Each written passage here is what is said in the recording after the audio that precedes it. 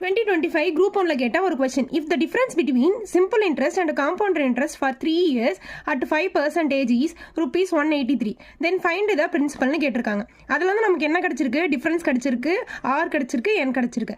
அதோட ஃபார்முலா என்ன அப்படின்னா p into r divided by 100 the whole square into 300 plus r divided by 100 equal to d. இதுல எல்லாத்தையும் substitute பண்ணலாமா? p தான் நம்ம கண்டுபிடிக்கணும். ஸோ நமக்கு தெரியாது. r என்னது 5 divided by 100 the whole square into 300 plus r என்ன 5 divided by 100 equal to 183. இப்போ இது எப்படி போடலாம்? p into 5 divided by 100 into 5 divided by 100 into 305 divided by 100 எழுதிக்கலாமா? equal to 183. இப்போ இதெல்லாம் கேன்சல் பண்ணால் 5 இதையும் கேன்சல் பண்ணால் 20, 5 இதையும் கேன்சல் பண்ணால் 20. அதே மாதிரி இவங்க 30 வந்துட்டு 6, 5 வந்து 1ல் வரும். அப்போ 100 கேன்சல் பண்ணால் 20.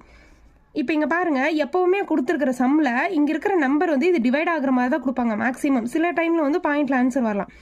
இப்போ 61 இதையும் கேன்சல் பண்ணோம் அப்படின்னா இது 3ல் வரும், இது 1ல் வரும், 61 டேபிளில் வரும். அப்போ p ஈக்குவல் டு 3 × 20 × 20 × 20ன்னு வரும். அப்போ p இஸ் ஈக்குவல் டு எவ்வளோ ஆகிடும்? 2 2s are 4, 4 2s are 8, 8 3s are 24, 24 3 0 இருக்கா? அப்போ 24,000 தான் ஆன்சர்.